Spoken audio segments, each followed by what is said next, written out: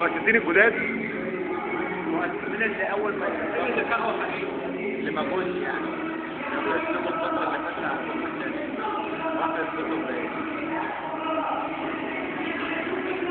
شربوا شاي في مقر دار الشعب الجديد يا اولاد الذين امنوا. شغل بجد الميه بيضاء احلى حاجه الميه البيضاء. الله ينور. لا ده فيديو مش صوره. وانت خلي بالك احنا مش صناعيه، احنا الاعضاء يا جدعان بس مش ممولين. انت يا عم الممول. هذه اخر التمويل اخر دار الشعب يا اولاد الذين امنوا.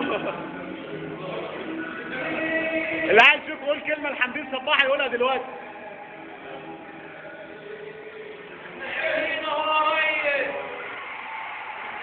ايه في المقشه سلاح المقشات ده ولا ايه؟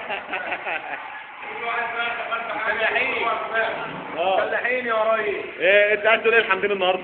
ويعني وربنا يا ريس يعني بص احنا جبنا اخرنا يعني اشفرنا يا عم حمدين يعني ارحم ابونا يعني. اهدوا شويه بقى ويعني كفايه كده عليكم. اهدوا شويه احنا ما بناخدش تمويل.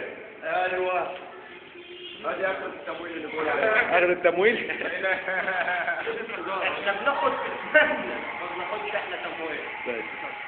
زي الفل يا حبيبي. شد حيلك يا ايه؟ شد حيلك يا ريس. مين الريس؟ مين؟ مين مين؟ يعني هيكون مين يعني ابو بوتين؟ هيكون ابو بوتين يعني؟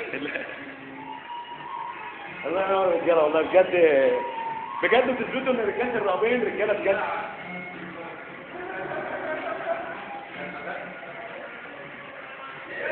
ايوه معاك يا بيه. طبعا كله طبعا